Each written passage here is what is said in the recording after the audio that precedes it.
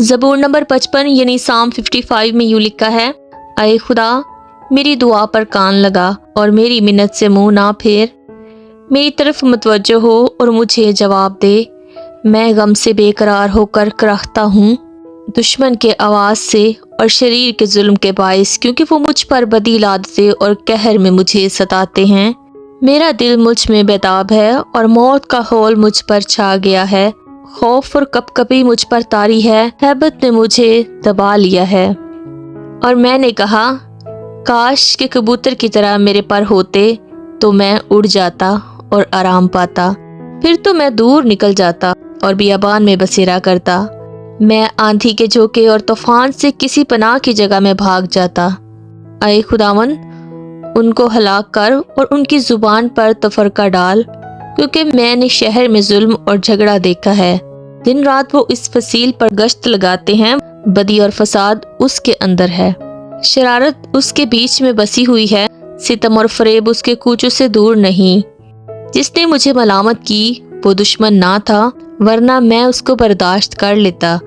और जिसने मेरे खिलाफ तकब्बुर किया वो मुझसे अदावत रखने वाला ना था, नहीं तो मैं उससे छुप जाता।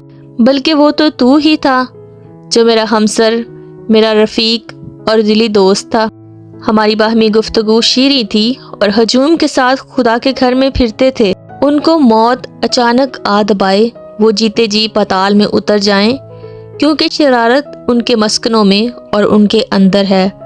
पर मैं तो खुदा को पुकारूंगा और खुदावंद मुझे बचा लेगा।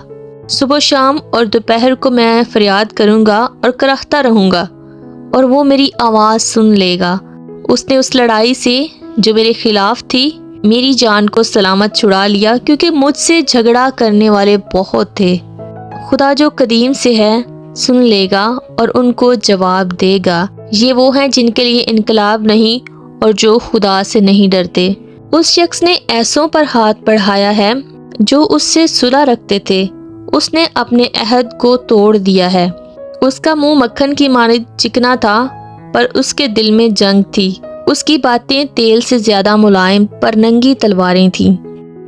अपना बोझ खुदावन पर डाल दे, वो तुझे संभालेगा। वो सादी को कभी जुम्बश ना खाने देगा। लेकिन ऐ खुदावन, तू उनको हलाकत के घड़े में उतारेगा। खूनी और दगाबाज अपनी आधी उम्र तक भी जीते न रहेंगे, पर मैं तुझ पर तवक्कल करूंगा। आमीन।